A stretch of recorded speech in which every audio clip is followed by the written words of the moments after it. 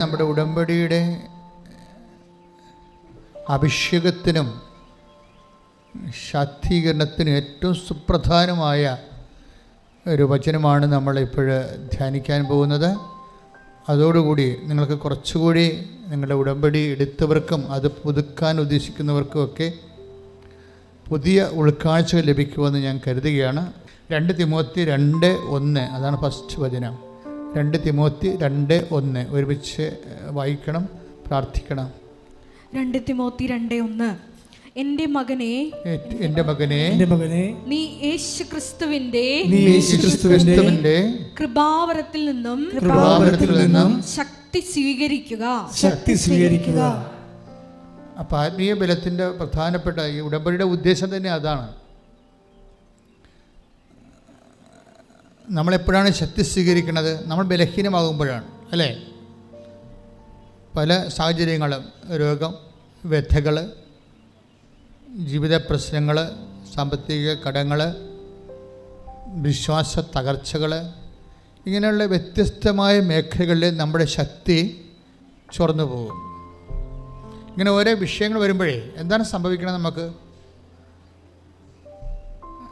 ബേസിക്കായിട്ട് എന്താണ് നമ്മൾ ഓരോ വിഷയങ്ങൾ വരുമ്പോൾ ബേസിക്കായിട്ട് എന്താണ് സംഭവിക്കുന്നത്? ശക്തി ചോർന്നു പോകും. പിന്നെ നമ്മൾ എങ്ങനെയാണ് ഇതിനെ റീഫില്ല് ചെയ്യണത്? അത് ബൈബിളിൻ്റെ പ്രധാനപ്പെട്ട പ്രമേയമാണ്. How to refill the power of grace. എങ്ങനെയാണ് വീണ്ടും നമ്മൾ ശക്തി, അതാണ് ആദിമസഭയ്ക്ക് പൗലോസ് അപ്പോസ്തലൻ കൊടുക്കുന്ന ഒരു നിർദ്ദേശം. എന്താണ്? പ്രിയമകനെ, നീ യേശുക്രിസ്തുവിൻ്റെ കൃപാവരത്തിൽ നിന്ന് ശക്തി ധരിക്കുവിൻ. പറഞ്ഞേ, പ്രിയമകനെ നീ യേശുക്രിസ്തുവിൻ്റെ കൃപാവരത്തിൽ നിന്ന് ശക്തി സ്വീകരിക്കുവിൻ. അപ്പോഴേ നമുക്ക് മനസ്സിലാകുന്ന ഒരു സത്യം എന്താണ്? നമ്മളെ കൃപ ഇപ്പം ഉടമ്പടി തന്നെ വർക്ക് ചെയ്യണത് എങ്ങനെയാണ്? Not by merit, not by grace. അതെൻ്റെ പ്രഖ്യാപിതമായ ഇതാണ്, പ്രഖ്യാപിതമായ ഫോർമുലയാണത്. എന്താണ്? നിൻ്റെ മെറിറ്റ് യോഗ്യതയാലല്ല, പിന്നെ ദൈവത്തിൻ്റെ കൃപ കൊണ്ട്. അപ്പോൾ ഒരു പ്രോബ്ലം എന്ന് വെച്ച് കഴിഞ്ഞാൽ ദൈവത്തിൻ്റെ കൃപ കൊണ്ടാണെന്ന് പറഞ്ഞ് ചുമ്മാ ഇങ്ങനെ ഇരുന്നാൽ കൃപ കിട്ടുമോ? കിട്ടത്തില്ല. അതാണ് അവിടെയാണ് പ്രോബ്ലം. ദൈവത്തിൻ്റെ ശരി, നമുക്ക് നിവർത്തിയില്ല, എന്നാൽ പിന്നെ നമ്മുടെ കഴിവ് കൊണ്ട് പറ്റത്തില്ല എന്നെങ്കിൽ ദൈവത്തിൻ്റെ കൃപ കൊണ്ട് ഇനി പറ്റത്തുള്ളൂ എന്ന് പറഞ്ഞാൽ വെറുതെ ഇരിക്കുമെന്നാണ് ആൾക്കാർ വിചാരിക്കും. ഇനി നമ്മളെ കൊണ്ട് ഇനി പറ്റത്തില്ല. ഇനി ദൈവം എന്തെങ്കിലും ചെയ്യണം. ദൈവം എന്തെങ്കിലും വെറുതെ ചെയ്യത്തില്ല, ഓട്ടോമാറ്റിക് അല്ലത് സംഭവം. അത് ഭയങ്കര സീരിയസ് വിഷയമാണ്. അതായത് ദൈവകൃപ ഓട്ടോമാറ്റിക് അല്ല, അതൊരു മാനുവൽ ആക്ഷനാണ്. അതാണ് വിഷയം. It's A very serious subject.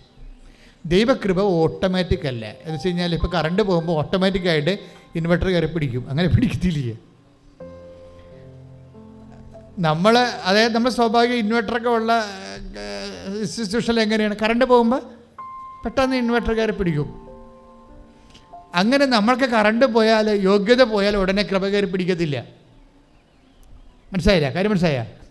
യോഗ്യത പോയതെന്ന് പറഞ്ഞ് ഉടനെ കൃപ കയറി പിടിക്കത്തില്ല. അത് മാനുവൽ ഓപ്പറേഷനാണ്.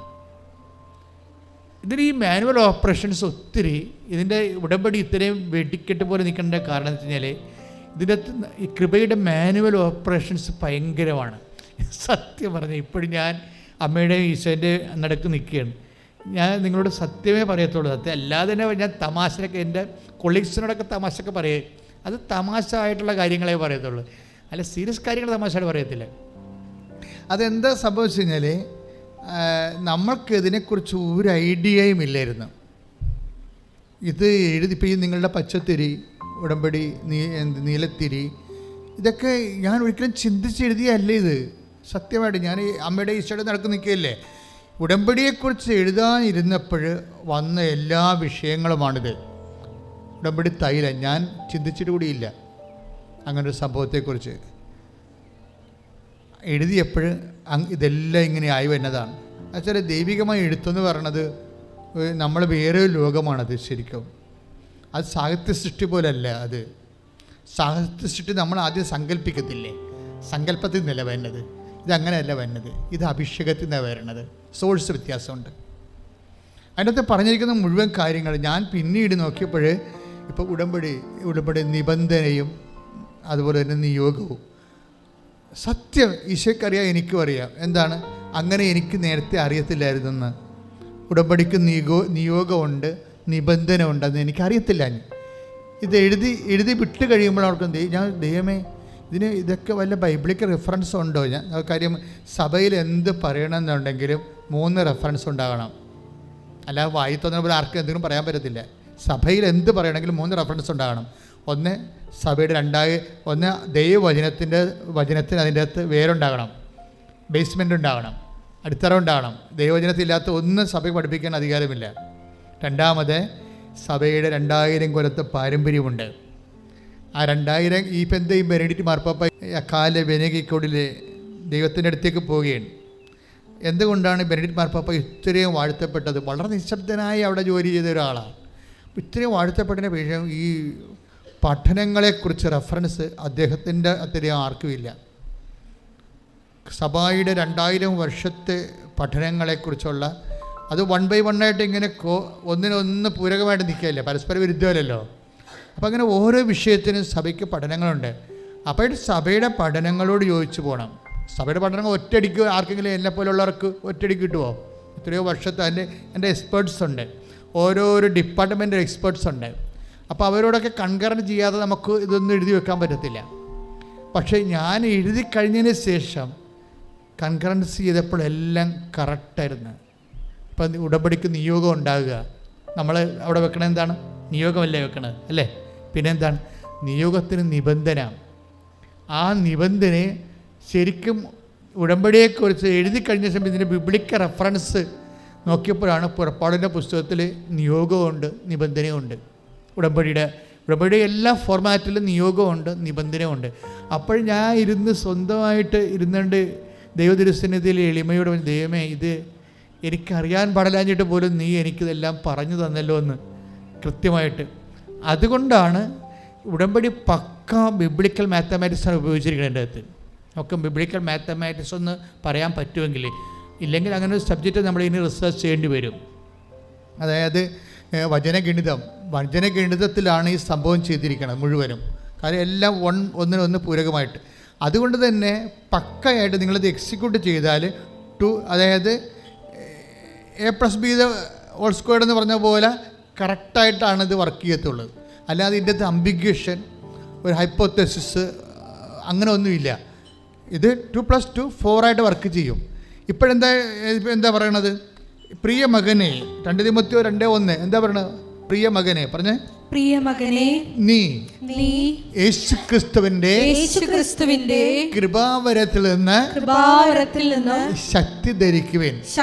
അപ്പോൾ നമ്മളെ സംബന്ധിച്ചിടത്തോളം ശക്തിയാണ് ധരിക്കേണ്ടത്, അല്ലേ? സ്വീകരിക്കേണ്ടത്. എന്താ കാര്യം? കൃപാവരം എന്ന് പറയുന്ന അത് വിഷയം ശക്തിയാണ്. അതുകൊണ്ടാണ് കൃപാവരം എന്ന് പറയുന്ന വിഷയം ശക്തിയാണ്. അതെപ്പോഴാണ് വരണത്? അത് ബലഹീനമായ ഒരു സാഹചര്യത്തിലാണ് ശക്തി വരണത്. ഇപ്പം നമുക്കൊരു ആകുന്ന സാഹചര്യങ്ങളില്ലേ? അപ്പം ഞാൻ പറയും ടാപ്പിംഗ് ടൈം, ലോഡിങ് ടൈം എന്ന് പറയും. ടാപ്പിംഗ് ടൈം, ലോഡിങ് ടൈം എന്ന് പറയുന്നത് നമ്മുടെ ജീവിതത്തിലൊരു ഭാഗമാണ്. എന്ന് വെച്ച് കഴിഞ്ഞാൽ നമ്മൾ ബലഹീനമായിക്കൊണ്ടിരിക്കുന്ന സാഹചര്യം, രോഗം കൊണ്ട് ബലഹീനമാകാം, സാമ്പത്തികമായിട്ടുള്ള ഞെരുക്കം കൊണ്ട് ബലഹീനമാകാം, പിന്നെ ആശങ്കകൾ കൊണ്ട് ബലഹീനമാകാം. ജോലി കിട്ടുമോ, വിസ സമയത്ത് വരുമോ, ഇങ്ങനെയുള്ള ആശങ്കകൾ കൊണ്ട് ബലഹീനമാകാം. അപ്പോൾ ഇത് കിട്ടണ വരെ ഉള്ള ടൈം എന്ന് പറഞ്ഞാൽ ടാപ്പിംഗ് ടൈമാണ്, അല്ലെങ്കിൽ ലോഡിങ് ടൈം എന്ന് പറയും. മനസ്സിലായില്ലേ? ഇതാണ് ഏറ്റവും ടോപ്പ് ടൈം എന്ന് പറഞ്ഞാൽ ഇതാണ്. അതായത് നിങ്ങൾക്ക് വിസ കിട്ടിക്കഴിഞ്ഞാൽ ഇറ്റ് ഈസ് ഓവർ. അതായത് എൻ്റെ സഹോദരങ്ങളെ ശ്രദ്ധിക്കുക. അതായത് നിങ്ങൾ ഒരു വിഷയം നേടിക്കഴിഞ്ഞാൽ അത് നേടുന്നവരെ അതിനു വേണ്ടി സഹിക്കേണ്ടി വരുന്ന സഹനങ്ങൾ, ആശങ്കകൾ, വ്യഥകൾ, സങ്കടങ്ങൾ, ഉത്കണ്ഠകൾ, ഇതാണ് ഇതിൻ്റെ കറക്റ്റ് ബ്രീഡിങ് ടൈം എന്ന് പറയുന്നത്. പക്ഷേ പലപ്പോഴും നമ്മൾ യൂസ്ലെസ് ആയിട്ട് കളയണത് ഇതാണ്. നിരാശപ്പെട്ട് കളയും. നിരാശപ്പെട്ടാണ് ഇത് കളയണത് പലപ്പോഴും. ഇതിൻ്റെ കറക്റ്റ് ടാപ്പിംഗ് ടൈം, അതായത് നമ്മൾ ടാപ്പിംഗ് ടൈം എന്ന് പറയുന്നത് ഇപ്പോൾ റബ്ബറാണെങ്കിൽ അത് വെട്ടുകയാണ് ടാപ്പിംഗ് അല്ലേ, അല്ലെങ്കിൽ ചറം ഊറി അതിൻ്റെ ചിരട്ടയിലോട്ട് ഇപ്പോഴും ഒരു പ്രത്യേക സാധനം വെച്ചിരിക്കണം ചിരട്ടയ്ക്ക് പകരം. ഞങ്ങളൊക്കെ സെമിനാരി പഠിക്കുമ്പോൾ ചിരട്ടയാണ് വെച്ചുകൊണ്ടിരുന്നത്. ഇപ്പോൾ വേറെ എന്തോ ഒരു പ്ലാസ്റ്റിക്കിൻ്റെ സംഭവം, പിന്നെ റെയിൻ ഗാർഡൊക്കെ വെച്ച് പ്രത്യേക പ്രൊഫഷണൽ ആക്കിയിട്ടുണ്ട് അത്. അപ്പോൾ എന്ത് സംഭവിച്ചു കഴിഞ്ഞാൽ അത് ഊറി വരുന്ന സമയം, അപ്പോൾ ഞാൻ എപ്പോഴും ഓർക്കാറുണ്ട്, ഞാൻ 11 മണിക്ക് റബ്ബർ തോട്ടത്തിൽ കയറി കഴിഞ്ഞാൽ അതേ ഒരു ടൈമാണ്, ഞങ്ങളുടെ ഫ്രീ ടൈമാണ്. അപ്പോൾ കയറുമ്പോൾ ചിരട്ടയില്ലാതെ നോക്കും. അപ്പോൾ റബ്ബർ വെട്ടുകാരൻ ചിരട്ടുന്ന പാലെല്ലാം എടുത്തുകൊണ്ട് പോയിരിക്കുന്ന സമയമാണ്. പിന്നെ വൈകുന്നേരം വന്ന് നോക്കുമ്പോൾ കുറച്ച് ഒരു 3/4 ചിരട്ടോളം വീഴും അതിൻ്റെ അത്. ആ 11 മണിവരെയുള്ള ടൈമിനാണ് ടാപ്പിംഗ് ടൈം എന്ന് പറയുന്നത്. അല്ലാതെ ടാപ്പ് ചെയ്യേണ്ട സമയമല്ല, അത് ഊറി വീഴുന്ന സമയമാണ്. അത് ടാപ്പ് ചെയ്യേണ്ട സമയമല്ല, ഊറി വീഴുന്ന സമയം, പാല് ഊറി വീഴുന്ന സമയം. ഈ പാല് ഊറി വീഴുന്ന സമയം കൃപയ്ക്കുണ്ട്, ശരിക്കും ടാപ്പിംഗ് ടൈമുണ്ട്. എന്ന് വെച്ചാൽ നമ്മൾ ആശങ്കപ്പെടുന്ന ടൈമാണത്. പീഡിയ അഡ്മിഷൻ കിട്ടുമോ ഇല്ലയോ എന്ന് ആശങ്കപ്പെടുക, രോഗം സുഖമാകുമോ ഇല്ലയോ എന്ന് ആശങ്കപ്പെടുക, പരീക്ഷ ജയിക്കുമോ ഇല്ലയോ എന്ന് ആശങ്കപ്പെടുക, ലോൺ കിട്ടുമോ ഇല്ലയോ എന്ന് ആശങ്കപ്പെടുക.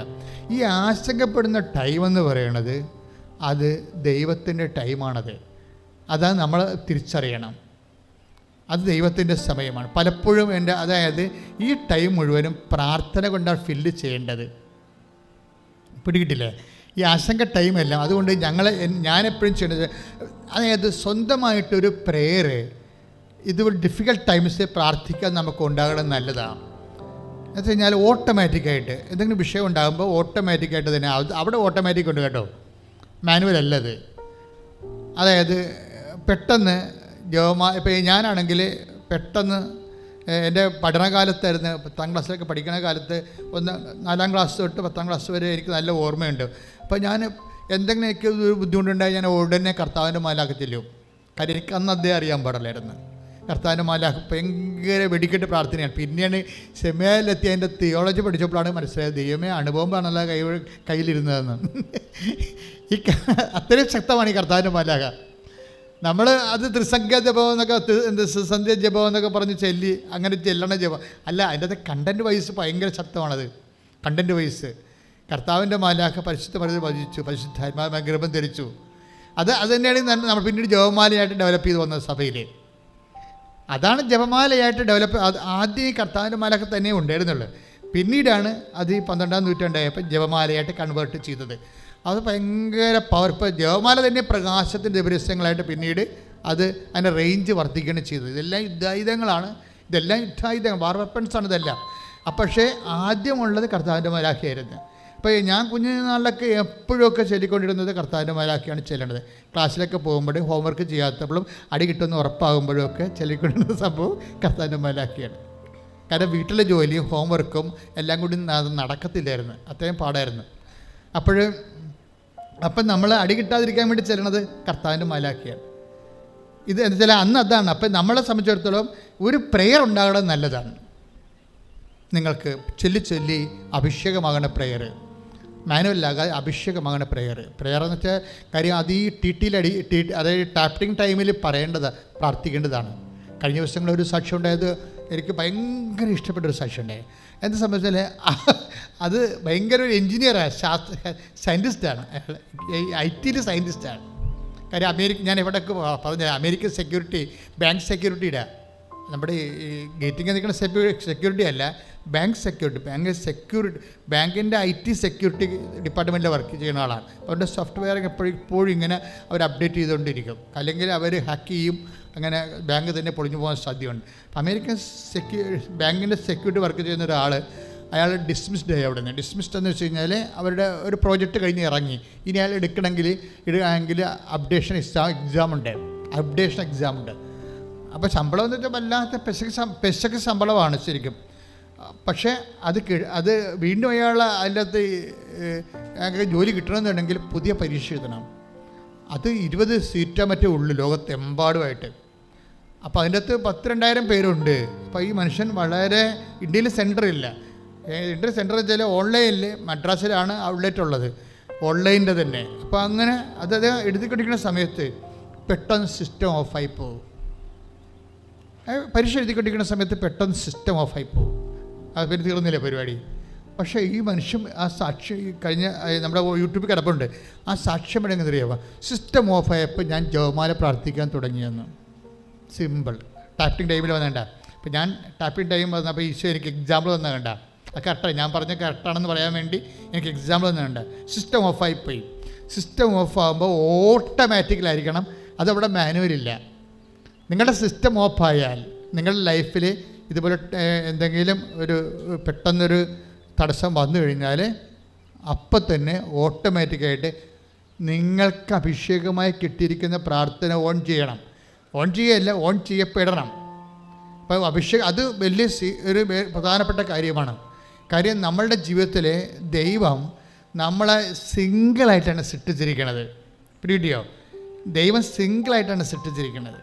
നിങ്ങളിപ്പോൾ ഇരട്ട പ്രസവിച്ചെന്ന് പറഞ്ഞാൽ ഈ സയാമിക് ഇരട്ടകളെപ്പോലെ ഒരുമിച്ച് വരികയല്ല, വരുന്നതാണ് വരണത്. ഞാൻ ഈ ഇരട്ടകളെ കാണുമ്പോൾ ചിരിച്ചോട് ചോദിക്കും, ആരാണ് മൂത്തത്? അപ്പോൾ പറയും, ചേച്ചിയേക്കാൾ 10 മിനിറ്റ് മാത്രമേ എനിക്ക് എളുപ്പമുള്ളൂ പറയും. ചേച്ചിയേക്കാൾ 10 മിനിറ്റ് മാത്രമേ എനിക്ക് എളുപ്പമുള്ളൂ പറയും. അപ്പോൾ വെച്ചാൽ ഇരട്ടയാണെങ്കിലും അതിന് ടൈമുണ്ട്. അപ്പോൾ ഞാൻ എന്താ പറയണമെന്ന് വെച്ച് കഴിഞ്ഞാൽ, ഇതുപോലെയുള്ള ടൈമിൽ ഓട്ടോമാറ്റിക്കായിട്ട് നമുക്ക് അഭിഷേകമായി കിട്ടിയിരിക്കുന്ന പ്രാർത്ഥന, ദാറ്റ് മീൻസ് നമുക്ക് ഏതെങ്കിലും ഒരു പ്രാർത്ഥന അഭിഷേകമായി നിങ്ങൾ വാങ്ങിച്ചിരിക്കണം. ഏതെങ്കിലും ഒരു പ്രാർത്ഥന. എൻ്റെ പേര് നീതു മോഹനൻ. ഞാൻ പത്തനംതിട്ടയിൽ നിന്ന് വരുന്നു. ആദ്യം തന്നെ എൻ്റെ മാതാവിനും എൻ്റെ ഈശോയ്ക്കും 1000 നന്ദി. ഞാനിവിടെ ഉടമ്പടി എടുക്കാനുള്ള സാഹചര്യം, ഞാൻ സ്റ്റാഫ് നേഴ്സായിട്ട് നാട്ടിൽ വർക്ക് ചെയ്യുമായിരുന്നു. ഞാൻ ഉടമ്പടി എടുത്തത് 30/3/2024 അപ്പം ഉടമ്പടി എടുക്കാനുണ്ടായ സാഹചര്യം, ഒരു വർഷമായിട്ട് എനിക്ക് ബ്രീത്തിങ് പ്രോബ്ലം ഉണ്ടായിരുന്നു. അതായത് ശ്വാസമുട്ടലായിട്ടല്ല, ഭയങ്കര സഫോക്കേഷൻ, ഇടയ്ക്കെല്ലാം അങ്ങ് ബ്രീത്ത് ശരിയല്ലാതായിട്ട് തോന്നിയിട്ടുണ്ട്. അങ്ങനെ ഒരു വർഷം ഞാൻ പല ഹോസ്പിറ്റലിൽ പല ഡോക്ടേഴ്സിനെ ഇതിൻ്റെ ട്രീറ്റ്മെൻറ്റിനായിട്ട് പോയി കണ്ടു. ഞങ്ങളുടെ ഹോസ്പിറ്റലിൽ തന്നെ നമുക്ക് ബ്രീത്തിങ് പ്രോബ്ലം നോർമലി വരുന്നത് ഹാർട്ടിന് എന്തെങ്കിലും ഇഷ്യൂ ഉണ്ടെങ്കിലോ അല്ലെങ്കിൽ നമ്മുടെ ലങ്സിന് എന്തെങ്കിലും പ്രോബ്ലം ഉണ്ടെങ്കിലോ ഒക്കെയാണ്. ആദ്യം സത്യം പറഞ്ഞാൽ എനിക്ക് ഈ അസിഡിറ്റി ഉള്ളതുകൊണ്ട് ഞാൻ ആദ്യം ഗ്യാസ്ട്രോയെ പോയി കണ്ടത്. അപ്പോൾ ആദ്യമായിട്ട് ഈ ഡ്യൂട്ടി ചെയ്യുന്ന സമയത്താണ് ഈ ബ്രീത്തിങ് പ്രോബ്ലം ഉണ്ടാകുന്നത്. അങ്ങനെ ആ ഡ്യൂട്ടി ടൈമിൽ പോയി ഞാൻ ഡോക്ടറിനെ കണ്ടു. അപ്പോൾ അവർ പറഞ്ഞു, നിൻ്റെ അസിഡിറ്റി കൂടിയിട്ടുണ്ടാവും, അതുകൊണ്ടാവും നിനക്ക് ആ ഒരു സഫോക്കേഷൻ തോന്നുന്നത്. അപ്പോൾ അവരുടെ സൈഡിൽ നിന്നുള്ള മരുന്നും കാര്യങ്ങളും തന്നു. അങ്ങനെ ആദ്യം ഞാൻ 1-2 ആഴ്ച അത് കഴിച്ചു. അത് കഴിച്ചിട്ട് എനിക്കൊരു കുറവും ഉണ്ടായിട്ടില്ല. പിന്നെ എൻ്റെ കൂടെ വർക്ക് ചെയ്യുന്ന വർക്കേഴ്സ് അവരെന്നോട് പറഞ്ഞു, എടി ബ്രീത്തിങ് പ്രോബ്ലം ഒക്കെ വരുവാണെങ്കിൽ അത് ലങ്സിന് എന്തെങ്കിലും ഇഷ്യൂ അല്ലെങ്കിൽ നമ്മുടെ ഹാർട്ടിന് എന്തെങ്കിലും ഇഷ്യൂ ഉള്ള കേസുകളല്ലേ വരുന്നത്, നീ ഒരു കാർഡിയോളജിസ്റ്റിനെ അല്ലെങ്കിൽ പൾമണോളജിസ്റ്റിനെ കൊണ്ടുവന്ന് കാണിക്കാൻ പറഞ്ഞു. ഞങ്ങളുടെ ഹോസ്പിറ്റലിൽ തന്നെ ഞാൻ കാർഡിയോളജിസ്റ്റിനെ കാണിച്ചു, പൾമണോളജിസ്റ്റിനെ കാണിച്ചു, ഗ്യാസ്ട്രോയിനെ കാണിച്ചു. ഇവരെല്ലാം കുറേ ബ്ലഡ് ടെസ്റ്റും X ray, ECG, PFT, echo, endoscopy, ഇങ്ങനെ ഒത്തിരി ബ്ലഡ് ടെസ്റ്റും കാര്യങ്ങളും ഇതുപോലെയുള്ള കുറേ ടെസ്റ്റുകളൊക്കെ ചെയ്തു. ഇവർ തന്ന മരുന്നുകളെല്ലാം ഞാൻ കൃത്യമായിട്ട് കഴിച്ചു. ശരിക്കും പറഞ്ഞാൽ ഒരു വർഷത്തിനടുത്ത് ഞാനിങ്ങനെ കഴിച്ചു. അപ്പം ഈ മരുന്ന് വാങ്ങിക്കാനായിട്ട് തൊട്ടടുത്ത ഫാർമസിയിലാണ് ഞാൻ പോകുന്നത്, ഞങ്ങളുടെ അടുത്ത്. അപ്പോൾ അവിടുത്തെ ചേച്ചിമാർ തന്നെ എന്നോട് ചോദിച്ചിട്ടുണ്ട്, എൻ്റെ കുഞ്ഞ് നീ എൻ്റെ ഇത്രയും മരുന്ന് കഴിക്കുന്നത്, നിൻ്റെ കിഡ്നി പോകത്തില്ല നീ ഇത്രയും മരുന്ന് കഴിച്ചാലെന്ന്. ലാസ്റ്റ് ഞാൻ അവിടുത്തെ മരുന്ന് നിർത്തി ആയുർവേദം നോക്കാമെന്ന് വെച്ച് പോയി. ആയുർവേദത്തിൻ്റെ അവിടെ ചെന്ന് അവർ കുറച്ച് ലേഹ്യവും അരിഷ്ടവും ഇതൊക്കെ തന്നു. അപ്പോൾ അത് അവർ പറയുന്ന രീതിയിൽ ഞാൻ കഴിച്ചു. ഭക്ഷണത്തിലൊക്കെ ക്രമമൊക്കെ വരുത്തി കഴിച്ചു. പക്ഷേ ഇതെല്ലാം ചെയ്തിട്ടും എനിക്കൊരു ബുദ്ധിമുട്ടുമില്ല. നമുക്ക് ശ്വാസം നേരെ എടുക്കാൻ കഴിഞ്ഞില്ലേ ജീവിതം ഭയങ്കര എന്താ പറയുന്നത്, നരകിച്ച് ജീവിക്കുന്നതിന് തുല്യമാണ്. അതായത് ഒരു വർഷം ഞാൻ ആ ഒരു ബുദ്ധിമുട്ടും കൊണ്ട് നടന്നു. വീട്ടിൽ പറയുമ്പം അവർ പറയും, മോനെ നീ മരുന്ന് കഴിക്കുക, നീ പ്രാർത്ഥിക്കുക, നമുക്ക് എല്ലാം ശരിയാവും, നീ മരുന്ന് കഴിക്കുമെന്ന് പറഞ്ഞു. മരുന്ന് കഴിച്ചിട്ടൊന്നും എനിക്കൊരു വ്യത്യാസം തോന്നിയില്ല. ലാസ്റ്റ് എല്ലാവരും ഫൈനലി പോകുന്നത് മെഡിക്കൽ കോളേജിലോട്ടാണല്ലോ. അമ്മ പറഞ്ഞു എന്തായാലും നമുക്ക് മെഡിക്കൽ കോളേജിൽ പോയി ഒന്ന് കാണിക്കാം. അങ്ങനെ ഞങ്ങൾ മെഡിക്കൽ കോളേജിൽ പോയി ഗ്യാസ്ട്രോയിനെ കാണിച്ചു. പോയപ്പോൾ ഈ റിപ്പോർട്ടും കാര്യങ്ങളെല്ലാം ആയിട്ടാണ് പോയത്. അവർ നേരെ കണ്ടിട്ട് റിപ്പോർട്ടിലൊന്നും വലിയ പ്രശ്നം കാണുന്നില്ല, നിനക്ക് ആ അസിഡിറ്റിയുടെ കൂടുതലും കൊണ്ടാവാം നിനക്ക് ഈ ബ്രീത്തിങ് ഇഷ്യൂ വരുന്നതെന്ന് അവർ പറഞ്ഞു. അവർ മെഡിസിൻ തന്ന് എന്നെ വിട്ടു. എനിക്ക് ഭയങ്കര സങ്കടമായിപ്പോയി. ഫൈനലി നമ്മൾ എത്തുന്ന ഒരു മെഡിക്കൽ കോളേജാണല്ലോ, എന്നിട്ട് പോലും അവിടെ കറക്റ്റായിട്ട് ഒരു ട്രീറ്റ്മെൻറ്റ് കിട്ടുന്നില്ലെന്ന് കണ്ടപ്പം ഭയങ്കര സങ്കടമായിപ്പോയി. ഞാൻ അവിടെ വെളിയിൽ കിടന്ന് ദേഷ്യപ്പെട്ടിട്ട് ഞങ്ങൾ തിരിച്ച് സങ്കടത്തോടെ തന്നെ ഞാൻ മെഡിക്കൽ കോളേജിൻ്റെ പടി ഇറങ്ങി തിരിച്ചു വരുന്ന വഴിക്ക് ഒരു ചേച്ചി എൻ്റെ നേർക്ക് വന്ന് ഈ കൃപാസനത്തിലെ പത്രം തന്നു. അന്നാണ് ആദ്യമായിട്ട് ഞാൻ കൃപാസനം എന്ന് അങ്ങനെ ആദ്യമായിട്ട് ഞാൻ അറിയുന്നത്. അപ്പോൾ ഈ കൃപാസനം ഒന്ന് വായിച്ചു, മാതാവിൻ്റെ ഒരു രൂപവും കണ്ടു. അപ്പോൾ ഞാൻ തമാശയ്ക്ക് എൻ്റെ അച്ഛനോടും അമ്മയോടും ഞാൻ പറഞ്ഞു, നിങ്ങളെ ആർക്കും മാതാവിന് വേണ്ട, എൻ്റെ മതി മാതാവിന്. അത് ആ ചേച്ചി എൻ്റെ കയ്യിൽ കൃത്യമായിട്ട് ഈ പത്രം കൊണ്ട് എത്തിച്ചെന്ന് പറഞ്ഞു. അങ്ങനെ പറഞ്ഞ് ഞാൻ പിന്നെ ആ പത്രം നോക്കാനോ വായിക്കാനോ ഒന്നിനും പോയിട്ടുണ്ടായിരുന്നില്ല. പിന്നെ ഇത് കഴിഞ്ഞ് അടുപ്പിച്ച് ഒരു 2 ദിവസം കഴിഞ്ഞപ്പോഴത്തേക്ക് എൻ്റെ യൂട്യൂബിൽ ഞാൻ വീഡിയോസ് കണ്ടുകൊണ്ട് കിടക്കുന്ന ഇടയിൽ കൃപാസനത്തിൽ സാക്ഷ്യം കയറി വരുന്നു. ഒരു സാക്ഷ്യം കണ്ടു, വലിയ കാര്യമാക്കിയില്ല. പിന്നെ ഞാനത് നോക്കാൻ പോയില്ല. പിന്നെ ഇത് എന്നും ഡെയിലി ഡ്യൂട്ടിക്ക് പോവും. ഡ്യൂട്ടിക്ക് ബുദ്ധിമുട്ടും കൊണ്ടാണ് പോകുന്നത്. പക്ഷേ നമ്മുടെ ജീവിതം കടന്നു പോകണ്ടേ, വീട്ടിലെ കാര്യങ്ങളെല്ലാം കടന്നു കൊണ്ടുകൊണ്ട് ജോലി ഉപേക്ഷിക്കാനും പറ്റത്തില്ല. അങ്ങനെ ജോലിക്ക് പോകുന്നതിൻ്റെ ഇടയ്ക്ക് വൈകുന്നേരം നൈറ്റ് ഡ്യൂട്ടിക്ക് പോവാം. അപ്പം പുറയുന്ന ഒരു ചേച്ചി എന്നെ കൊട്ടി വിളിച്ചിട്ട് പറഞ്ഞു, ഒരു പത്രം തന്നു. ഞാൻ സങ്കടത്തോടെ പോകുന്നു. നോക്കിയപ്പം കൃപാസനത്തിലെ പത്രം. അപ്പോൾ ആ ചേച്ചി ഞാൻ ഇറങ്ങുന്ന ഹോസ്പിറ്റലിൻ്റെ സ്റ്റോപ്പിൽ ഇറങ്ങി. ഞാൻ ചേച്ചിയോട് ചോദിച്ചു, ചേച്ചി ഇതെന്തുവാ കൃപാസനം? ഇത് റിപ്പീറ്റായിട്ട് എനിക്ക് കൃപാസനം എന്നുള്ള ഒരു ഇതാണല്ലോ വരുന്നത്. അപ്പോൾ അതെന്തുവന്ന് ഞാൻ ആ ചേച്ചിയോട് ചോദിച്ചു. അപ്പോൾ ചേച്ചിയാണ് എനിക്ക് പറഞ്ഞു തന്നെ, ഇവിടെ കലവൂരിലെ മാതാവിൻ്റെ ഒരു പള്ളിയാണ്, അവിടെ ഭയങ്കര അത്ഭുതങ്ങളൊക്കെ നടക്കുന്നുണ്ട്, ക്യാൻസർ പോലെയുള്ള രോഗങ്ങൾക്കൊക്കെ ഒത്തിരി സൗഖ്യമൊക്കെ സംഭവിക്കുന്നുണ്ട്. ഞാൻ അപ്പോൾ എൻ്റെ ബുദ്ധിമുട്ടും കാര്യങ്ങളെല്ലാം ചേച്ചിയോട് പറഞ്ഞു. അപ്പം ചേച്ചി പറഞ്ഞു, ഞാൻ ഉടമ്പടി എടുത്തിട്ടുണ്ട്, നീ എന്തായാലും ധൈര്യമായിട്ട് നീ അവിടെ പള്ളിയിൽ അവിടെ പോയിട്ട് ഉടമ്പടി എടുക്കുക, ഇത്രയും അസുഖങ്ങളൊക്കെ ഭേദമാക്കുന്ന മാതാവിൻ്റെ നിൻ്റെ കാര്യം എളുപ്പം മാറ്റാൻ കഴിയുന്നതല്ല, നീ ടെൻഷൻ ആകണ്ട. ആ ചേച്ചി എനിക്കൊരു വിശ്വാസം തന്നെ. എന്നിട്ട് ചേച്ചി എൻ്റെ നമ്പർ വാങ്ങിച്ച് ഇവിടുത്തെ പ്രാർത്ഥനകൾ ഇവിടുത്തെ സാക്ഷ്യങ്ങളെല്ലാം എനിക്ക് വാട്സപ്പ് വഴി ചെയ്യുമായിരുന്നു. അപ്പോൾ ചേച്ചി എന്നോട് ആ ഉടമ്പടിക്കാരെയൊക്കെ എങ്ങനെയാണെന്നിങ്ങനെ പറഞ്ഞു തന്നിട്ടുണ്ടായിരുന്നു. അപ്പോൾ ഞാൻ ആദ്യം ഒരു പേപ്പറിൽ, എനിക്കറിയത്തില്ലല്ലോ, ഞാൻ എന്ത് എഴുതി, ഒരു പേപ്പറിൽ 6 നിയോഗങ്ങൾ എഴുതി വെച്ചിട്ട് ആ പത്രപേപ്പറത്തിൽ കണ്ട മാതാവിൻ്റെ അടുത്ത്, എനിക്ക് വേറെ എൻ്റെ കയ്യിലൊന്നുമില്ല, ഞാനൊരു ഹിന്ദുവാണ്, അത് വെച്ച് എനിക്കറിയാവുന്ന രീതിയിലൊക്കെ ഞാൻ പ്രാർത്ഥിച്ചു. പിന്നെ ചേച്ചി എന്നെ സാക്ഷ്യം അയച്ചു തരും. പിന്നെ ഞാൻ യൂട്യൂബിൽ കയറി സാക്ഷ്യം കേൾക്കാൻ തുടങ്ങി. അപ്പോൾ എനിക്ക് ഭയങ്കര വിശ്വാസമായിപ്പോയി, ഇത്രയും അത്ഭുതങ്ങൾ നടക്കുന്നിടത്ത് എനിക്ക് എന്തുകൊണ്ട് അത്ഭുതം സംഭവിച്ചുകൂടാന്നായിപ്പോയി. അങ്ങനെ ലാസ്റ്റ് ഞാൻ ആ ചേച്ചി സത്യം പറഞ്ഞാൽ ശല്യപ്പെടുത്തുന്ന പോലെ ഞാൻ വിളിക്കും. കാരണം ചേച്ചി എന്നാ പോകുന്നത് ചേച്ചി, കാരണം ഞാൻ പത്തനംതിട്ടയിൽ എനിക്ക് ഇങ്ങി വരെ വരിക എന്ന് വെച്ചാൽ അത്ര പോസിബിൾ അല്ല. ഒരു ദിവസത്തെ പോക്കുവരവാണ്. പൊടി കുഞ്ഞുണ്ട്. അപ്പോൾ അവൾക്ക് അന്ന് 1.5 വയസ്സ് 2 വയസ്സേ ഉള്ളൂ. അപ്പം പാടായിരുന്നു ഇപ്പോൾ പോക്കുവരെ. അപ്പോൾ എനിക്ക് വഴി അറിയത്തില്ല. അപ്പോൾ ഒരു ദിവസം ഞാൻ അമ്മയോട് വീട്ടിലിങ്ങനെ അതുപോലെ ഞാൻ കുറേ ആയപ്പോൾ എനിക്ക് മനസ്സിലായി നമുക്ക് ഓൺലൈൻ ഉടമ്പടി എടുക്കാമെന്ന്. പക്ഷെ ഓൺലൈൻ ഉടമ്പടി എടുക്കാൻ നോക്കിയിട്ട് സൈറ്റിലൊന്നും കയറാൻ പറ്റുന്നില്ല. അപ്പോൾ എനിക്ക് ഒരു ബോധ്യം, ദൈവമേ മാതാവ് എന്നെ ഡയറക്റ്റ് കാണാനായിരിക്കും ആഗ്രഹിക്കുന്നത്, അപ്പോൾ ഞാൻ ഡയറക്റ്റ് പോകുന്നതായിരിക്കും നല്ലതെന്ന് വെച്ചു. അങ്ങനെ ഞാൻ എൻ്റെ വീട്ടിൽ ഈ കാര്യം അച്ഛനും അമ്മയും ഇരിക്കുക, അവരോട് പറഞ്ഞു, അമ്മ ഇതുപോലെ കലവൂര് ഇവിടെ ഒരു മാതാവിൻ്റെ പള്ളിയുണ്ട് കൃപാസനം, നമുക്ക് അവിടെ ഒന്ന് പോയി നോക്കിയാലോ എന്ന് പറഞ്ഞു. ആദ്യമൊന്നും വീട്ടിൽ ആർക്കും സമ്മതം ഉണ്ടായിരുന്നില്ല. അവർ പറഞ്ഞു, മോനെ നീ മരുന്ന് കഴിക്കുക, മാതാവില്ലേ എവിടെ ഇരുന്ന് പ്രാർത്ഥിച്ചാലും ദൈവം കേൾക്കുമല്ലോ, നീ പ്രാർത്ഥിക്ക്, നിനക്ക് മാറും, നീ പ്രാർത്ഥിക്ക്. നമുക്കല്ലേ അറിയത്തുള്ളൂ. 1 വർഷമായിട്ട് ശ്വാസം നേരെ ജോലി എടുക്കാൻ പറ്റാതെ ഡ്യൂട്ടിയും ചെയ്ത് നേരെ ജോലി ഉറക്കം പോലും 1 വർഷമായിട്ട് പോയിരിക്കുക. ഒത്തിരി സങ്കടമായിരുന്നു. അപ്പം ഞാൻ അമ്മയോട് പറഞ്ഞു, അമ്മേ നിങ്ങൾ ആര് വന്നില്ലെങ്കിലും കുഴപ്പമില്ല, ഞാൻ പോകുമെന്ന് പറഞ്ഞു. അപ്പോൾ എൻ്റെ സങ്കടം കണ്ടപ്പം അമ്മ പറഞ്ഞു, സങ്കടപ്പെടേണ്ട, എന്നാൽ നമുക്ക് പോവാം. അപ്പോൾ എനിക്ക് ഈ ഡ്യൂട്ടി ചെയ്യുന്നതിനിടയിൽ ആഴ്ച ഒരു ഓഫാണ് കിട്ടുന്നത്. ആ ഓഫിൻ്റെ അന്ന് ഞാൻ ഇങ്ങനെ പ്ലാൻ ചെയ്തു. അപ്പം അമ്മ പറഞ്ഞു, എടി കോട്ടയത്ത് ഒരു പള്ളിയുണ്ട്, അത് കൃപാസനമാണെന്ന് തോന്നുന്നു, നമുക്കന്ന് പോവാമെന്ന് പറഞ്ഞു. അപ്പം അമ്മയും ഞാനിവിടെ ഇങ്ങോട്ട് വരാനായിട്ട് ഇരിക്കുന്നത്. അപ്പം ഞാൻ തലേന്ന് ഞങ്ങൾക്ക് 2 പേർക്കും വഴി അറിയത്തില്ലല്ലോ. ഞാൻ നെറ്റിൽ നോക്കി ഈ കോട്ടയത്ത് ഏതാ കൃപാസനം ഉള്ളതെന്ന് നോക്കിയപ്പോൾ അങ്ങനെ ഒരു പള്ളിയെ അവിടെ കാണുന്നില്ല, വേറെ കുറേ പള്ളിയുടെ ഇതൊക്കെ കിട്ടുന്നത്. അപ്പോൾ എനിക്ക് മനസ്സിലായി കോട്ടയത്ത് അങ്ങനെ ഒരു പള്ളിയില്ല. പിന്നെ സെർച്ച് ചെയ്തപ്പോൾ ഈ കൃപാസനം നടിക്കും മുഴുവൻ ആലപ്പുഴയാണ് വരുന്നത്. ഞാൻ പറഞ്ഞു, ആലപ്പുഴയിൽ ഇവരെ കോട്ടയത്ത് കൊണ്ടുപോകാമല്ലോ എന്നുള്ള, അപ്പോൾ ഞങ്ങൾക്ക് ഒരുവിധം അടുത്താണ് എന്നുള്ള ഇതിലിരിക്കുക. അപ്പം പിന്നെയും പോയി ഞാൻ പറഞ്ഞു, അമ്മ ഇത് കോട്ടയത്തല്ല, ഇത് ആലപ്പുഴയിലുള്ള പള്ളിയാണ്, നമുക്ക് ആലപ്പുഴയിലാണ് പോകേണ്ടതെന്ന് പറഞ്ഞു. അപ്പോൾ അമ്മ പറഞ്ഞു, ഇത്രയും ദൂരം നമ്മൾ എങ്ങനെ പോകും, നമുക്ക് വഴിയൊന്നും അറിയത്തില്ലല്ലോ, നീ പൊടി കുഞ്ഞിനെ കൊണ്ട് നമുക്ക് അങ്ങ് വരെ പോകുന്ന പോസിബിൾ ആണോ എന്നൊക്കെ എന്നോട് ചോദിച്ചു. എനിക്ക് ദേഷ്യമായിപ്പോൾ. ഞാൻ പറഞ്ഞു, ആരും വരണ്ട, ഞാൻ തന്നെ പൊക്കോളാം, മാതാവ് കാണും തുണയായിട്ടെന്ന് പറഞ്ഞു. എൻ്റെ വാശി കണ്ടിട്ട് അമ്മ ലാസ്റ്റ് സമ്മതിച്ചു. അമ്മ പറഞ്ഞു, നമുക്ക് രാവിലെ പോവാം, ഇതുപോലെ പള്ളിയിൽ പോകാമെന്ന് പറയും. അങ്ങനെ രാവിലെ 6 മണിയായപ്പം വീട്ടിൽ നിന്ന് ഇറങ്ങി തിരുവല്ല ബസ് സ്റ്റാൻഡിലെത്തി. എനിക്ക് സത്യം പറഞ്ഞാൽ മനസ്സിൽ ഭയങ്കര സങ്കടമാണ്. ഞാൻ പറഞ്ഞു, എൻ്റെ അവസാന പ്രതീക്ഷയാണ്, ഇത്രയും ഡോക്ടേഴ്സിനെ കാണിച്ചു, ആരും കറക്റ്റായിട്ട് ഒരു ട്രീറ്റ്മെൻറ്റ് തരുന്നില്ല, എത്ര കാലം ഇങ്ങനെ ജീവിക്കുമെന്നുള്ളൊരു സങ്കടം. തിരുവല്ല ബസ് സ്റ്റാൻഡിലെത്തിയപ്പോൾ ഞാൻ മനസ്സിൽ മാതാവിനോട് പറഞ്ഞു, മാതാവേ പൊടി കുഞ്ഞിനെ കൊണ്ടാണ് ഞാൻ വരുന്നത്, ഇത്രയും ദൂരെ വരുന്നത്, എൻ്റെ അമ്മയ്ക്ക് വഴി അറിയത്തില്ല, എനിക്കും വഴി അറിയത്തില്ല, നീ ഞങ്ങൾക്ക് വഴി കാണിച്ചു തരണം. ഈ ഒറ്റ ഒരു വാക്ക് പറഞ്ഞോളൂ. എൻ്റെ ഫ്രണ്ടിൽ കൂടെ ഒരു ചേച്ചി കൃപാസനമെന്ന് പറഞ്ഞു പോകുന്നതുകൊണ്ട് എനിക്ക് ഒറ്റ ചെവിയല്ല ഞാനത് കേട്ടു. ഞാൻ പറഞ്ഞു, അമ്മ ഒരു ചേച്ചി കൃപാസനമെന്ന് അമ്മയെ പറഞ്ഞു പോയെന്ന്. ഞാൻ പുറകെ പോയി ചേച്ചിട്ട് ഞാൻ വിളിച്ചു, ചേച്ചി നിങ്ങൾ എവിടെ പോകാൻ ചോദിച്ചു. അപ്പോൾ അവർ പറഞ്ഞു, മോളെ ഞങ്ങൾ കൃപാസനത്തിൽ പോകുമെന്ന് ചോദിച്ചു. ഞാൻ പറഞ്ഞു, ഉടമ്പടി എടുക്കാൻ പോകണോ? പറയും, ഉടമ്പടി എടുക്കാൻ പോവല്ല, ഞങ്ങൾ ആദ്യമായിട്ട് പോവാണെന്ന് പറഞ്ഞു. അപ്പോൾ പറഞ്ഞു, ഞാൻ പറഞ്ഞു, ഞാനും ആദ്യമായിട്ട് പോകണം, എനിക്ക് വഴി അറിയത്തില്ല, ഞങ്ങളിവിടെ വരട്ടെ എന്ന് പറഞ്ഞു. അപ്പോൾ ഞാൻ എന്നാ വന്നോളൂ എന്ന് പറഞ്ഞു. ഞങ്ങൾ ബസ്സിൽ കയറിയപ്പം ഒരു 5 മിനിറ്റായി കാണും. ഒരമ്മ കയറി വന്നു, ഒരു 55 വയസ്സാണ്, 55-60 വയസ്സുണ്ടാകത്തുള്ളൂ. അമ്മ വന്നിട്ട് ഡയറക്റ്റ് ഒരു പരിചയമില്ലാത്ത ഞങ്ങളോട് ചോദിക്കുക, നിങ്ങൾ കൃപാസനത്തിൽ പോവാണോ, ഉടമ്പടി എടുക്കാൻ പോവാണോ എന്ന്. അപ്പോൾ അവർ പറഞ്ഞു, ഇല്ല ഞങ്ങൾ ഉടമ്പടി എടുക്കാനല്ല പോകുന്നത്, പക്ഷേ കൃപാസനത്തിലാണ് പോകുന്നത്. എന്നിട്ട് അവർ വീണ്ടും റിപ്പീറ്റ് പറയുക, അതായത് ഞാൻ വരുന്ന ദിവസം എന്ന് വെച്ചാൽ ദുഃഖവെള്ളി കഴിഞ്ഞ് ശനിയാഴ്ചയാണ് വരുന്നത് 2024. അവർ പറയാ ദുഃഖവെള്ളി ദുഃഖശനിയൊക്കെ ആയതുകൊണ്ട് ഇന്ന് ഉടമ്പടിയും ധ്യാനം ഒന്നുമില്ല, എന്തായാലും നിങ്ങൾ വന്നതല്ലേ, മടങ്ങി പോകേണ്ട, മാതാവിനെ പോയി കണ്ട് പ്രാർത്ഥിച്ചിട്ട് തിരിച്ചു പൊക്കോളാൻ പറഞ്ഞ് അവരങ്ങ് പോയി. ഒരു പരിചയമില്ലാത്ത ആളാണ്. എനിക്ക് അപ്പോഴും ഓർത്തതേ ഇതാരും ഇങ്ങനെ വന്ന് പറയാം, നമുക്കൊരു പരിചയമില്ല, അവർക്കും പരിചയമില്ല, എനിക്കും പരിചയമില്ല.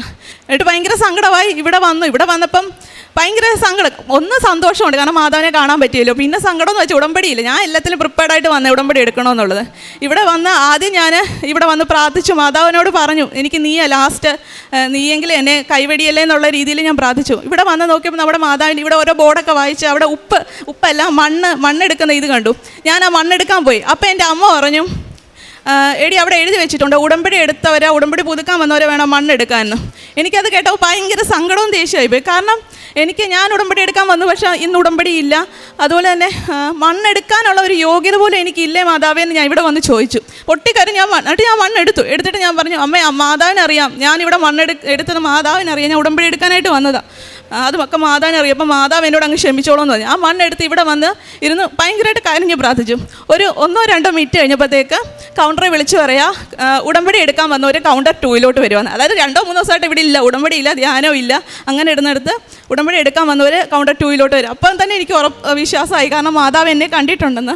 പിന്നെ ഉടമ്പടി ക്ലാസ്സൊക്കെ അറ്റൻഡ് ചെയ്ത് ഉടമ്പടി എടുത്തു. അപ്പോൾ എനിക്ക് ഇൻഹേലർ ഒരു ഡോക്ടർ അഡ്വൈസ് ചെയ്യുന്നത് അത് എടുക്കുന്നുണ്ടായിരുന്നു.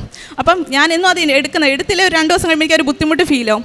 പക്ഷെ അന്ന് വന്ന ദിവസം ഞാൻ ആ ഇൻഹേലർ ഉടമ്പടി നമുക്ക് കിട്ടുന്ന ഉടമ്പടിയുടെ കൂടെ കിട്ടുന്ന ആ തൈലും അതിൻ്റെ കൂടെ ഒരു ബോക്സിൽ വെച്ചിങ്ങനെ ആ ഇൻഹേലറും അതിൻ്റെ കൂടെ വെച്ചു.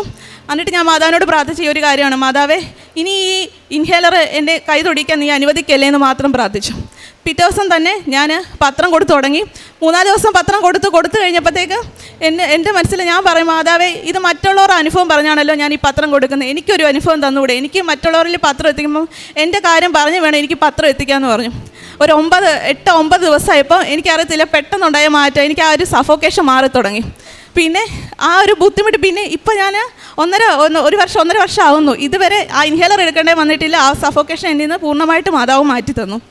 പിന്നെ ഈ ബുദ്ധിമുട്ട് കാരണം ഞാൻ വെളിയിലോട്ട് ജോലി നോക്കാഞ്ഞ കാര്യം ഈ ബുദ്ധിമുട്ട് കാരണം എന്തെങ്കിലും പറ്റിപ്പോന്നുള്ള പേടിയായിരുന്നു. എൻ്റെ അമ്മയും അച്ഛനും അറിയാവുന്നവരെല്ലാം എന്നോട് വന്ന് ചോദിക്കും, പിള്ളേരെ നിങ്ങളെ BSc നഴ്സിംഗ് പഠിപ്പിച്ചിട്ട് നാട്ടിലെ ഇത്രയും കിട്ടുന്ന സാലറിക്ക് നിങ്ങൾക്ക് എന്തോ ആകാനാണ്, നിങ്ങൾ വെളിയിൽ പോയാൽ നിങ്ങളുടെ കുടുംബം രക്ഷപ്പെടത്തില്ലേ എന്നൊക്കെ വന്ന് ചോദിക്കും. അപ്പോൾ ഞാൻ പറയും നോക്കുന്നുണ്ട് ആൻറ്റി, അല്ല നോക്കുന്നുണ്ട് അങ്ങളെ എന്നൊക്കെ പറഞ്ഞു വിടും. ശരിക്കും പറഞ്ഞാൽ നോക്കിയിട്ടില്ല, കാരണം ഈ ബുദ്ധിമുട്ട് കാരണം പേടിയാണ് പോകാൻ.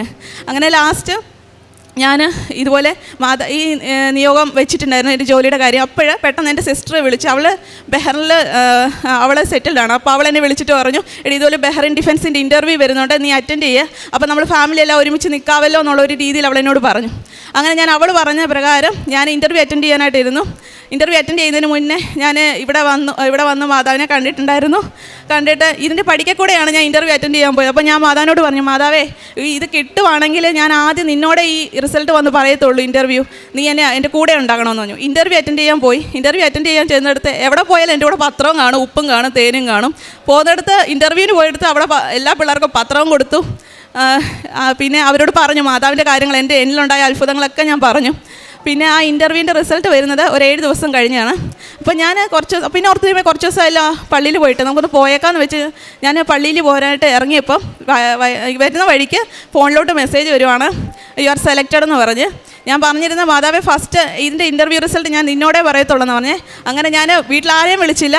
ബസ്സിൽ ഇരുന്നപ്പോഴേ ഈ മെസ്സേജ് വന്നാൽ ഡയറക്റ്റ് ഇവിടെ വന്നു, മാതാവിനോട് എൻ്റെ ഇൻ്റർവ്യൂവിൻ്റെ കാര്യം പാസ്സായെന്ന് പറഞ്ഞു. ഈ പോകുന്നതിന് നമ്മളൊരു മിഡിൽ ക്ലാസ് ഫാമിലിയാണ്. അപ്പോൾ പോകുന്നതിന് ഒരു 4-5 ലക്ഷം രൂപ നമുക്ക് മുടക്കുണ്ട്. അപ്പം നമ്മളെല്ലാം ഒന്ന് അറേഞ്ച് ചെയ്ത് ഇത്രയും പൈസ ഉണ്ടെന്നുള്ള രീതിയിലാണ് നമ്മൾ സെറ്റാക്കിയിട്ടാണല്ലോ നമ്മൾ എന്തെങ്കിലും ഇൻ്റർവ്യൂ പോലും അറ്റൻഡ് ചെയ്യുന്നത്. അപ്പോൾ ഞാനിങ്ങനെ ലോണിന് വേണ്ടി അപേക്ഷിച്ചിട്ടുണ്ടായിരുന്നു. അത് എൻ്റെ കഷ്ടകാലത്തിന് ഒരിടയ്ക്ക് ഒരു മുടക്ക് വന്നു, കിട്ടത്തില്ല എന്നൊരു ഇത് വന്നു. അപ്പോൾ ഈ പ്രോസസ്സിങ് സ്റ്റാർട്ട് ചെയ്യുന്നതിന് മുമ്പ് ഞാൻ കേരള യൂണിവേഴ്സിറ്റിയിൽ പഠിച്ചുകൊണ്ട് അവിടുത്തെ ഒരു പേപ്പർ നമ്മുടെ ബഹ്റിൻ ഡിഫൻസ് എത്തിയാൽ അതിൻ്റെ പ്രോസസ്സിങ് സ്റ്റാർട്ട് ആകത്തുള്ളൂ. അപ്പോൾ ഏജൻസിക്കാർ പറഞ്ഞു ഒരാഴ്ചക്കുള്ളിൽ ഈ പേപ്പർ കിട്ടും, അത് കഴിയുമ്പോൾ നമുക്ക് പ്രോസസ്സിങ് സ്റ്റാർട്ട് ആകുമെന്ന് പറഞ്ഞു. എൻ്റെ ഒരാഴ്ച കഴിഞ്ഞിട്ട് ഈ പേപ്പർ കിട്ടുന്നില്ല. എനിക്ക് ഭയങ്കര സങ്കടമായിപ്പോയി. ഇതെൻ്റെ ഇങ്ങനെ മുടക്ക് വരുന്ന മാതാവ് തന്ന ജോലിയല്ലേ എന്നൊക്കെ ഓർത്തു. അപ്പോൾ തലേ ദിവസം ഞാൻ എന്ത് ചെയ്തു, ആദ്യമായിട്ട് ഡേറ്റ് എഴുതി ഞാൻ പ്രാർത്ഥിച്ചു. അതായത് ഇന്ന് നൈറ്റ് ഡ്യൂട്ടിക്ക് പോകണം, ഇന്ന് വൈകിട്ട് എഴുതി പ്രാർത്ഥിച്ചു വെച്ചു, മാതാവേ നാളെ വൈകുന്നേരം ഒരാഴ്ച കഴിഞ്ഞു, നാളെ വൈകുന്നേരം 5 മണിക്കിപ്പുറം എൻ്റെ ഈ പേപ്പർ ബഹ്റിനിലെത്തിയെന്ന് ഡിഫൻസിലെത്തിയെന്ന് ഒരു മെയിൽ എനിക്ക് തരണമേന്ന് പ്രാർത്ഥിച്ചു. അതിൻ്റെ പിറ്റേ ദിവസമാണ് ഇതറിയുന്നത്. നൈറ്റ് കഴിഞ്ഞപ്പോൾ ലോണ് ശരിയാകത്തില്ല എന്നുള്ള കാര്യം അറിഞ്ഞത്. തകർന്നു പോയി. സത്യം പറഞ്ഞാൽ ഇത്രയും നമ്മൾ ഒത്തിരി പ്രതീക്ഷയില്ല, മാതാവ് തന്ന ജോലിയല്ലേ, വലിയ ആഗ്രഹത്തിലിരുന്നതാണ് ജീവിതം എന്തെങ്കിലുമൊക്കെ ആകുമെന്നുള്ള രീതിയിൽ. വീട്ടിൽ വരുന്ന നൈറ്റും കഴിഞ്ഞ് പിന്നെ കരഞ്ഞുകൊണ്ടാണ് വന്നത്. ഞാൻ പറഞ്ഞു, അമ്മ ഇതുപോലെ ലോണ് ശരിയാകത്തില്ല, അതുപോലെ എൻ്റെ ആ പേപ്പർ എത്താതെ എനിക്കൊന്നും ചെയ്യാൻ പറ്റത്തില്ലെന്ന് പറഞ്ഞു. സങ്കടപ്പെട്ട് എവിടെ നൈറ്റ് കഴിഞ്ഞ് വന്നാലും വരുമ്പോൾ 9 മണിയൊക്കെ ആവുമായിരിക്കും വീട്ടിൽ. എന്നാ പറഞ്ഞാലും രാവിലത്തെ 5:30 ചെല്ലേണ്ട പ്രാർത്ഥന ഞാൻ 10 മണിക്ക് എണീച്ച് ചൊല്ലുന്നത്. പ്രെയർ ചെയ്തിട്ടേ ഞാൻ കിടക്കത്തുള്ളൂ. കിടന്ന് ഒരു 2-2:30 ആയപ്പോഴത്തേക്ക് വീട്ടുകാരാകെ സങ്കടത്തിലായി. 2-2:30 ആയപ്പോഴത്തേക്ക് എൻ്റെ ഹസ്ബൻഡ് വിളിച്ചിട്ട് എന്നോട് പറയാം, ഭയങ്കര ഹാപ്പിയായിട്ട് വിളിച്ചു പറയും. ഞാൻ പറഞ്ഞു, നിങ്ങൾ എന്തിനാണ് ഇത്ര സന്തോഷിക്കുന്നത്? ഞാൻ ആകെ തകർന്ന് നിൽക്കുമല്ലേ, എനിക്ക് പോകാൻ പറ്റാത്തൊരവസ്ഥയില്ലേ. അപ്പം പറഞ്ഞു, നിനക്ക് സന്തോഷിക്കാൻ 2 ന്യൂസ് ഉണ്ടെന്ന് പറഞ്ഞു. അപ്പം ഞാൻ ചോദിച്ചു, എന്തോ ചേട്ടായി? അപ്പം പുള്ളി പറഞ്ഞു, നിൻ്റെ ആ ഒരു പേപ്പർ ബെഹ്റ ഡിഫൻസിൽ പേപ്പർ ഇന്ന് 2:30 ആയപ്പോൾ അവിടെ എത്തിയെന്ന് ചേട്ടായിക്ക് മെയിൽ വന്നെന്ന് പറഞ്ഞു. ഞാൻ അന്ന് വൈകിട്ട് 5 മണിക്കുള്ളിൽ എനിക്ക് ആ പേപ്പർ അവിടെ ചെല്ലണമെന്നാണ് ഞാൻ പ്രത്യേകം. മാതാവ് വന്ന് 2:30ക്ക് എൻ്റെ പേപ്പർ എത്തിച്ചു.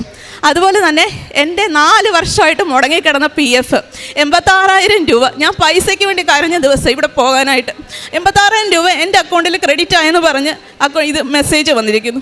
എനിക്ക് പിന്നെ അത് കണ്ടപ്പോൾ ഞാനിപ്പോൾ ഈ പേപ്പർ എടുത്ത് ചേട്ടാ ഇത് കണ്ടോ, ഞാൻ തലേന്ന് എഴുതി വെച്ച ഒരു കാര്യമാണ്, പൈസയ്ക്ക് വേണ്ടി ഞാൻ കരഞ്ഞ ദിവസം. മാതാവ് ആ കൃത്യം ഡേറ്റിൽ എനിക്ക് 86,000 രൂപ എത്തിയെങ്കിൽ ഞാൻ 2.5 ലക്ഷം രൂപ ലോൺ എടുക്കാൻ ഉദ്ദേശിച്ചത്. 86,000 എത്തിക്കുമെങ്കിൽ ബാക്കി മാതാവ് കരുതിക്കോളുമെന്ന് എനിക്ക് ഉറച്ച വിശ്വാസമായി. പിന്നെ ഒന്നും നോക്കിയില്ല, ബാക്കി പ്രോസസ്സും കാര്യങ്ങളെല്ലാം മുന്നോട്ട് നീക്കി. 2 ദിവസം കഴിഞ്ഞപ്പം ഈ ലോൺ തരില്ല എന്ന് പറഞ്ഞ ആൾക്കാർ തന്നെ തിരിച്ച് വിളിച്ച് ലോൺ ഓക്കെ ആക്കിയും തന്നു. എനിക്ക് വേണ്ടതിലേറെ എടുക്കാമായിരുന്നു, പക്ഷേ നമ്മൾ 86,000 രൂപ കിട്ടിയുണ്ട്, അത് കുറച്ചെടുത്തത്. അങ്ങനെ ബാക്കി 3.5 മാസം കൊണ്ട് ഒരു തടസ്സം കൂടെ സ്മൂത്തായിട്ട് പോയി എല്ലാ കാര്യങ്ങളും. 3.5 മാസം കൊണ്ട് എനിക്ക് ബെഹ്റൈൻ ഡിഫൻസിൽ ജോലിക്ക് കയറാനായിട്ട് കഴിഞ്ഞു. ഞാനിവിടെ ഇപ്പം വർക്ക് ചെയ്യുന്നത് സാലറിയിൽ 3-4 ഇരട്ടി ഇപ്പം ഞാൻ വാങ്ങിക്കുന്നുണ്ട്. അതെല്ലാം എൻ്റെ മാതാവിൻ്റെ അനുഗ്രഹം കൊണ്ട് മാത്രമാണ്. അതുപോലെ തന്നെ മാതാവിൻ്റെ അനുഗ്രഹത്താൽ എനിക്ക് ഇന്ന് നാട്ടിൽ ഞാനിപ്പോൾ ലീവിന് വന്നതാണ്. എനിക്ക് 10 സെൻറ്റ് സ്ഥലം വാങ്ങിക്കാനായിട്ട് കഴിഞ്ഞു. പിന്നെ NHR എക്സാം, അവിടുത്തെ ലൈസൻസ് എക്സാമാണ്, അത് ഞാൻ ഉടമ്പടിയിൽ വെച്ചിട്ടുണ്ടായിരുന്നു. അതൊക്കെ ഒരു തടസ്സവും കൂടാതെ എനിക്ക് ആ ഒരു എക്സാം ഫസ്റ്റ് അറ്റൻഡിൽ തന്നെ പാസ്സാകാനായിട്ട് മാതാവ് സഹായിച്ചു. പിന്നെ അവിടെ വർക്ക് ചെയ്തുകൊണ്ടിരിക്കുന്ന സമയത്ത് എൻ്റെ വയറിലൊരു തടുപ്പ് വന്നു. അപ്പോൾ ഞാനിത് ഇതുപോലെ ആദ്യം പ്രൈവറ്റ് ഹോസ്പിറ്റലിൽ കൊണ്ട് കാണിച്ചപ്പോൾ അവർക്ക് ആകെ ഒരു ഡൗട്ട്ഫുള്ളായിട്ടുള്ള രീതിയിൽ അവർ നിന്നത്, ഒരു ചിരിച്ചോട് ടെസ്റ്റ് ചെയ്യാൻ വന്ന ആൾക്കാർ മുഖമൊക്കെ അങ്ങ് മാറി. എനിക്കത് കേട്ടപ്പോൾ എനിക്ക് ഡൗട്ട് അടിച്ചു, എന്തോ ഇതിങ്ങനെ തടിപ്പാവുമ്പോൾ നമ്മൾ ചിന്തിക്കുമല്ലോ നഴ്സുമാരോ ഒന്നാതെ. അപ്പം പിന്നെ അവർ പറഞ്ഞു, നീ ഇത് അൾട്രാസൗണ്ട് ചെയ്തു, അത് കഴിഞ്ഞിട്ട് പറഞ്ഞു ഇത് അർജൻറ്റായിട്ട് ഒരു CT ചെയ്യണം, ബയോപ്സി ചെയ്യണമെന്ന് എന്നോട് പറഞ്ഞു. ഞാൻ ആകെ തകർന്നു പോയി. നമ്മൾ അങ്ങോട്ട് കയറിയതേ ഉള്ളൂ, നമ്മുടെ ജീവിതം ഒന്നും ആയില്ല. അങ്ങോട്ട് ചെന്നപ്പോൾ ഇങ്ങനെയൊക്കെ കേട്ടപ്പം ഭയങ്കരമായിട്ട് സങ്കടമായിപ്പോയി. പിന്നെ നമ്മൾ ഡിഫൻസിൽ വർക്ക് ചെയ്യുമ്പം ഇവർ ഔട്ട്സൈഡ് ഹോസ്പിറ്റലിലെ പ്രൈവറ്റ് ഹോസ്പിറ്റലിലെ റിപ്പോർട്ടൊന്നും എടുക്കത്തില്ല. അപ്പം ഗവൺമെൻറ് ആയതുകൊണ്ട് നമ്മളൊരു കൺസൾട്ടേഷന് തന്നെ 1-2 ആഴ്ച വെയിറ്റ് ചെയ്യണം. പിന്നെ അവിടെ ചെന്നു, ഫസ്റ്റ് ആദ്യം തൊട്ട് തുടങ്ങി കൺസൾട്ടേഷൻ കണ്ടു. അത് കഴിഞ്ഞപ്പോൾ ഒരു USG ചെയ്തു, അൾട്രാസൗണ്ട് ചെയ്തിട്ട് ഒരു CTയുടെ, അതായത് നമ്മുടെ ഫൈനൽ റിപ്പോർട്ടിന് അറിയണമെങ്കിൽ എന്തോന്ന് അറിയണമെങ്കിൽ CT ചെയ്യണം, ബയോപ്സി ചെയ്യണം. ഈ CTക്ക് എനിക്ക് കിട്ടിയത് 1 മാസം കഴിഞ്ഞ ഒരു ഡേറ്റ് കിട്ടുന്നത്. ഞാൻ ആകെ സങ്കടപ്പെട്ടു. ഇതേ സെയിം ടൈം എൻ്റെ നാട്ടിൽ എൻ്റെ കുഞ്ഞ് ഹോസ്പിറ്റലിൽ അഡ്മിറ്റ്. അവളെ ആൻറ്റിബയോട്ടിക് IV വേണമെന്ന് പറഞ്ഞാൽ അവൾക്ക് പനിയും കഫക്കെട്ടും കൂടി അവളെ അഡ്മിറ്റാക്കി. ഞാൻ ആകെ അപ്പോൾ എൻ്റെ ചേട്ടായി ഇപ്പം ഈ ഒരു വിഷയം അറിഞ്ഞപ്പോൾ എൻ്റെ ചേട്ടായി എൻ്റെ കൂടെ ഉണ്ടായിരുന്നു. അപ്പോൾ ചേട്ടായി നാട്ടിൽ പോയി. അപ്പം ചേട്ടായിട്ട് പറഞ്ഞു, ചേട്ടായി പോയി ഉടമ്പടി എടുക്കുക, എന്നിട്ട് ഈ വിഷയം വെച്ചിട്ട് നമുക്ക് ഉടമ്പടി എടുക്കാമെന്ന് പറഞ്ഞ് ചേട്ടായി നാട്ടിൽ വന്നു. ചേട്ടായി ഉടമ്പടി എടുത്ത് നേരെ വരുന്ന കുഞ്ഞിൻ്റെ ഹോസ്പിറ്റലിലോട്ട്. കുഞ്ഞ് 5 ദിവസം കഴിഞ്ഞപ്പോൾ ഡിസ്ചാർജായി. അത് കഴിഞ്ഞപ്പോൾ തേണ്ട അമ്മ കിടക്കുന്നു, ന്യൂമോണിയായിട്ട് അമ്മ 5 ദിവസം അഡ്മിറ്റ്. ഒരാളെ വീട്ടിൽ നിന്ന് അങ്ങോട്ട് കൊണ്ടുപോയി, അടുത്ത ആളെ വീണ്ടും ഹോസ്പിറ്റലിലോട്ട് കൊണ്ടുപോയി. വീണ്ടും അമ്മ 5-6 ദിവസം അഡ്മിറ്റ്. അമ്മ ഡിസ്ചാർജായി 6 ദിവസം കഴിഞ്ഞപ്പം വീണ്ടും കുഞ്ഞ് അഗെയിൻ അഡ്മിറ്റ്. അപ്പോൾ ഓട്ടൈറ്റിസ് മീഡിയൊക്കെ ആയിട്ട് ഭയങ്കര ഇതായിട്ട് അപ്പോഴത്തേക്ക് ഞാൻ അങ്ങ് തകർന്നു പോയി. കാരണം എനിക്ക് എൻ്റെ ഒരു വിഷയം എൻ്റെ വീട്ടിൽ പറഞ്ഞിട്ടേ ഇല്ല, ഇങ്ങനെ വയറിൽ ഇങ്ങനെ ഒരു ഇഷ്യൂ ഉണ്ടെന്നുള്ള കാര്യം. അവരാകെ കുഞ്ഞിൻ്റെ ആ ഒരു ഇതും വീട്ടിലെ സാഹചര്യത്തിൽ അവരാകെ വിഷമിച്ചിരിക്കുമോ. എനിക്കാകെ പറയാനും കൂട്ടുമുള്ള അവിടെ അങ്ങ് മാതാവുണ്ട്. ഞാൻ കിടപ്പും കഴിവുമല്ല, മാതാവിനെ എവിടെ പ്രാർത്ഥിക്കുന്നോ അവിടെ തന്നെ. കാരണം എനിക്ക് റൂമിൽ ഞാൻ മാത്രമേ ഉള്ളൂ, എനിക്ക് സംസാരിക്കാനും എനിക്ക് പറയാനും എനിക്ക് മാതാവ് മാത്രമേ ഉള്ളൂ. കാരണം എനിക്ക് വീട്ടിൽ ഈ കാര്യം പറയാൻ പറ്റില്ല, അവരാകെ സങ്കടത്തിരിക്കുക, ഹോസ്പിറ്റലിൽ ആ ഒരു ഇഷ്യൂസ് ആയിട്ട് ഇരിക്കുമോ. പക്ഷേ ഈ വിഷയം വെച്ച് ഞങ്ങൾ പ്രാർത്ഥിച്ചു, ഭയങ്കരമായിട്ട് പ്രാർത്ഥിച്ചു. എന്നും തൈലമൊക്കെ വയറിൽ കുരിശ് വരച്ച് പ്രാർത്ഥിക്കുമായിരുന്നു, ഉപ്പ് കഴിക്കുമായിരുന്നു, തേൻ കഴിക്കുമായിരുന്നു. അങ്ങനെ ഇവള് ഹോസ്പിറ്റലിൽ കിടക്കുമ്പോൾ പറയായിരുന്നു, IV ലൈനൊക്കെ കിടക്കുമ്പോഴത്തേക്ക് മാതാവിൻ്റെ തൈലം തൂക്കാമേ മോന് വേദന തൈലം തൂക്കുക, ഈ IV ക്യാനിൽ ഇട്ടേക്കുന്നത്. അപ്പോൾ ഇവൾക്ക് ഭയങ്കര ഒരു വിശ്വാസം മാതാവെന്ന് പറയുന്നത്. ഇവിടെ ഫ്രണ്ട് പോലെ ഇവളെവിടെ കണ്ടാലും മാതാവിനെ കണ്ട ഫ്ലൈയിങ് കിസ് കൊടുക്കും.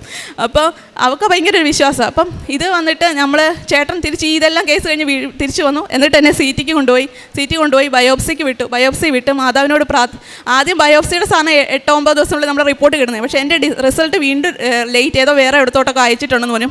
അതുകൂടെ കേട്ടപ്പോഴത്തേക്ക് ഭയങ്കര ടെൻഷനായിപ്പോയി. അപ്പോഴത്തേക്ക് ഞാൻ ആകെ വീട്ടിൽ പറഞ്ഞു, കാര്യം പറഞ്ഞു, ഇങ്ങനെയൊക്കെ ഇഷ്യൂസ് ഉണ്ടെന്ന് പറഞ്ഞു.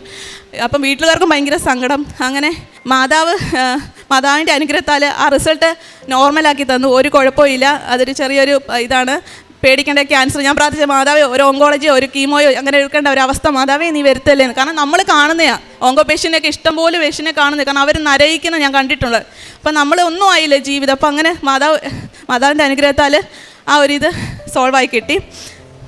പ്രേക്ഷിത പ്രവർത്തനങ്ങളെന്ന് പറഞ്ഞാൽ ഞാൻ ആദ്യം ഇവിടെ ഇത്രയും ദൂരമെന്ന് പറഞ്ഞിട്ട് ഞാൻ ഒരു മാസത്തിലൊരിക്കലൊക്കെ വരവ് നടക്കത്തോളം വിചാരിച്ച് ഞാൻ ആഴ്ചയിൽ വരുമായിരുന്നു. ആഴ്ചയിൽ വരും, പത്രം വായിച്ചുകൊണ്ട് പോകും. എല്ലാ ആഴ്ചയിലും വരും. ഒരു ഓഫ് കിട്ടി ആ ഓഫിന് ഇവിടെ ഞാൻ കാണും. അങ്ങനെ പത്രം പോകുന്ന വഴിക്ക് മുഴുവൻ കൊടുക്കും. ഓട്ടോ സ്റ്റാൻഡിലും ബസ് സ്റ്റാൻഡിലും പ്രൈവറ്റ് ഹോസ്പിറ്റലും അതുപോലെ ഗവൺമെൻറ് ഹോസ്പിറ്റലും പിന്നെ വഴി കാണുന്ന അമ്മമാർക്കൊക്കെ സങ്കടം തോന്നിട്ടുണ്ട്. അവർക്ക് ഫുഡിന് വേണ്ടി അവിടെ കൈ നീട്ടും. ഞാൻ അവർക്ക് ഫുഡ് വാങ്ങിച്ചു കൊടുക്കായിരുന്നു. ഞങ്ങളുടെ അവിടുത്തെ ഒരു വൃദ്ധസാധനമുണ്ട്. അവിടെ 10-42 അപ്പൂപ്പനും അമ്മമാരുണ്ട്. അവരെ പോയി കാണും. ഇടയ്ക്കൊക്കെ അവർക്ക് ഭക്ഷണം, ഒരു നേരത്തെ ഭക്ഷണം ഞാൻ എത്തിച്ചു കൊടുക്കുമായിരുന്നു. പിന്നെ ഞാൻ ബഹ്റിനിൽ പോയി കഴിഞ്ഞിട്ട് ഇവിടെ എനിക്ക് ചേട്ടായി പത്രമൊക്കെ കൊണ്ട് തന്നായിരുന്നു. അവിടെയെന്ന് വെച്ചാൽ നമുക്ക് ഇതുപോലെയുള്ള ഏരിയ അല്ലല്ലോ. അവിടെ മാളുകൾ, ലുലു മാളും അവിടുത്തെ മാളുകളിൽ വെളിയിൽ ഞാൻ വെയിറ്റ് ചെയ്യും. അതായത് ഇവർ പർച്ചേസിങ്ങിന് പോയി കഴിഞ്ഞാൽ അവിടെ കൊടുത്തു കഴിഞ്ഞാൽ അവർ കളഞ്ഞാൽ എന്ത് ചെയ്യുന്നത് വെച്ചാൽ പർച്ചേസിങ് കഴിഞ്ഞ് വരുമ്പോൾ വരുന്ന ആൾക്കാർക്ക് ഈ കാര്യങ്ങളും പറഞ്ഞു കൊടുക്കും. അങ്ങനെ പത്രങ്ങളൊക്കെ കൊടുക്കുമായിരുന്നു. പിന്നെ ഷെയർ ചെയ്യുമായിരുന്നു ഇവിടുത്തെ കൃപാസനത്തിലെ ധ്യാനവും പിന്നെ അതുപോലെ സാക്ഷ്യങ്ങൾ ഒത്തിരി ഷെയർ ചെയ്യുമായിരുന്നു വാട്സപ്പിലും ഫേസ്ബുക്കിലായിട്ടൊക്കെ. ഇത്രയൊക്കെ അനുഗ്രഹിച്ചതിന് മാതാവിന് ഈശോയ്ക്ക് 1000 നന്ദി.